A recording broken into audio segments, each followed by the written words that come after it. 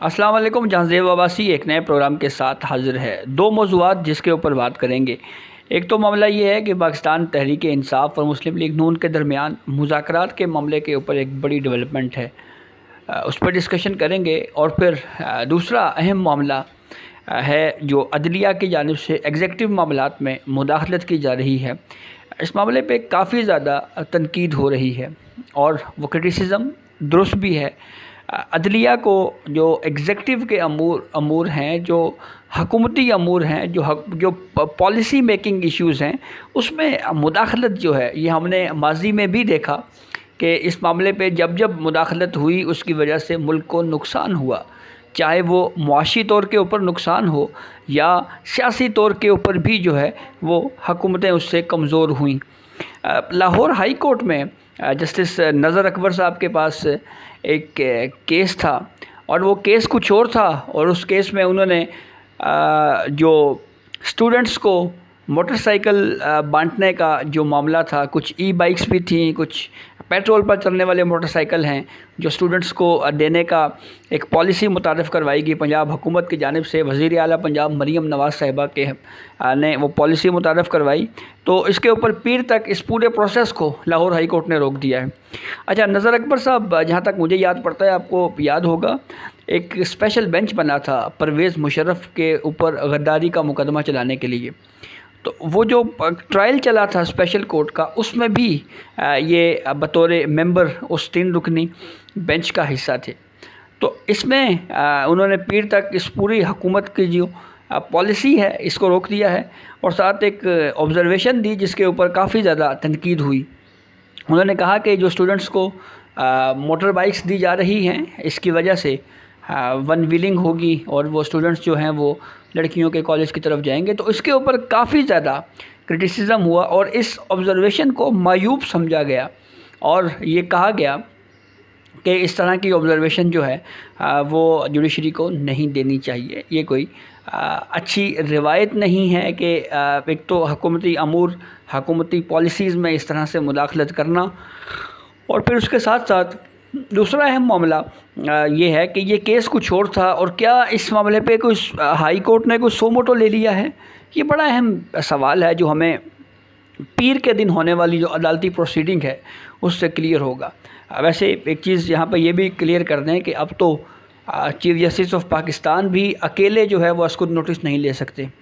अब तो वो आर्टिकल 184(3) के तहत किसी पटिशन को समाअत के लिए मुकर्रर करना है या सो मोटो लेना है, तो उसकी जो पावर है वो अब प्रैक्टिस एंड प्रोसीजर कानून की रोशनी में 3 रुकनी कमेटी के पास है। तो इस मामले को बहरहाल जुडिशरी को देखना चाहिए। मज़े की कुछ मिसालें भी बयान की जा सकती हैं, जैसे इफ्तिखार मोहम्मद चौधरी साहब के दौर में एग्जेक्टिव के मामलात के ऊपर जुडिशरी बड़े खुल के मुदाखलत करती रही। इंटरनेशनल सतह के ऊपर भी रिकॉर्डिंग हो करके हो, इसमें पाकिस्तान को बहुत ज़्यादा नुकसान उठाना पड़ा।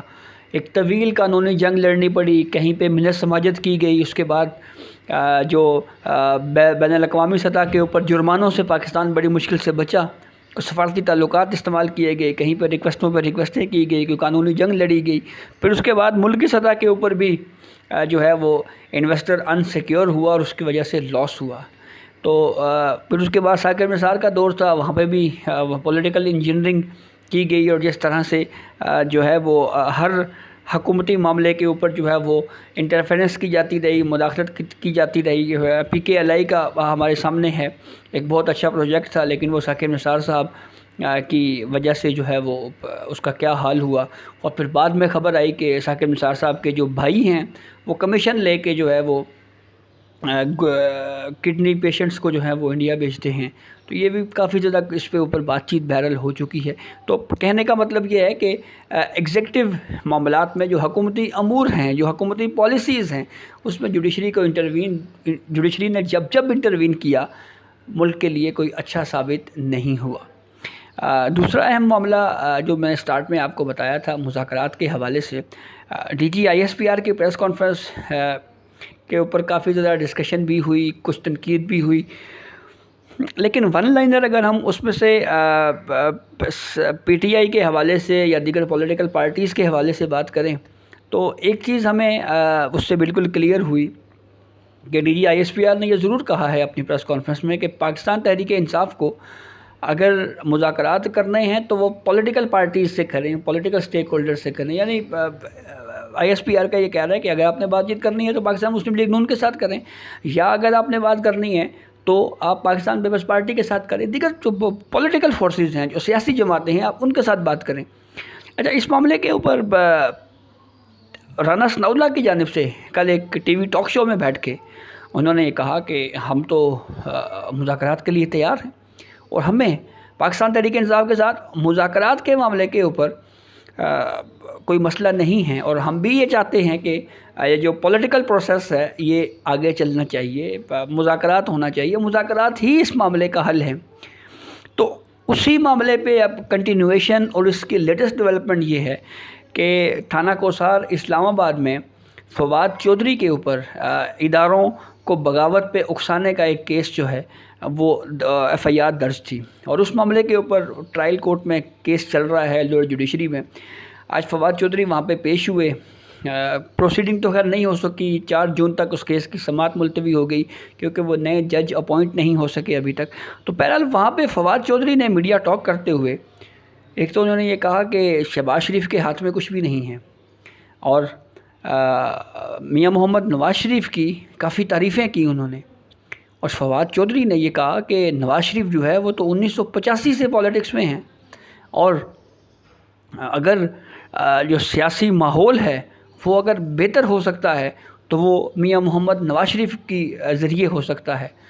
اور پھر انہوں نے یہ بھی کہا کہ جب کوشچن کیا گیا کہ پارٹی صدارت کے حوالے سے کہ نواز شریف کے ہاتھ میں دوبارہ آ رہی، تو انہوں نے کہا کہ بالکل اچھی بات ہے، پارٹی صدارت اگر ان کو نواز شریف کو ملتی ہے تو یہ اچھا ہے. اور پھر انہوں نے اس امید کا بھی اظہار کیا کہ میاں محمد نواز شریف جو ہے وہ جب ان کے ہاتھ میں پارٹی قیادت آئے گی تو پھر جو ہے وہ اس سے سیاسی ماحول بہتر ہوگا.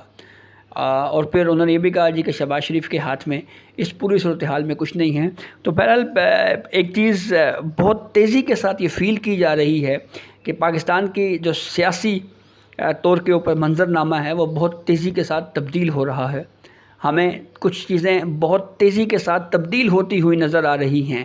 پاکستان مسلم لیگ نون کے جانب سے رانا ثناء اللہ کے ذریعے یہ سٹیٹمنٹ لینا، رانا ثناء اللہ صاحب کے حوالے سے یہ بات کرنا ان کا کہ جی ہم مذاکرات جو ہیں وہ اس میں کوئی حرج نہیں ہے، ہم مذاکرات چاہتے ہیں، مذاکرات کے حامی ہیں. فواد چودھری کا بھی اس معاملے کو سیکنڈ کرنا اور پھر بات چیت کے حوالے سے بات کرنا اور کہنا کہ ہاں جی مذاکرات ہونے چاہیے. اور پھر اس کے بعد یہ بات کرنا کہ میاں محمد نواز شریف جو ہیں وہ جب ان کے ہاتھ میں پارٹی صدارت آئے گی یا وہ جب ان معاملات کو لے کر چلے گئے تو سیاسی ماحول جو ہے وہ اس میں بہتری آئے گی اور سب کچھ نواز شریف کے ہی ہاتھ میں ہے. تو یہ بہت بڑی ڈیولپمنٹ ہے.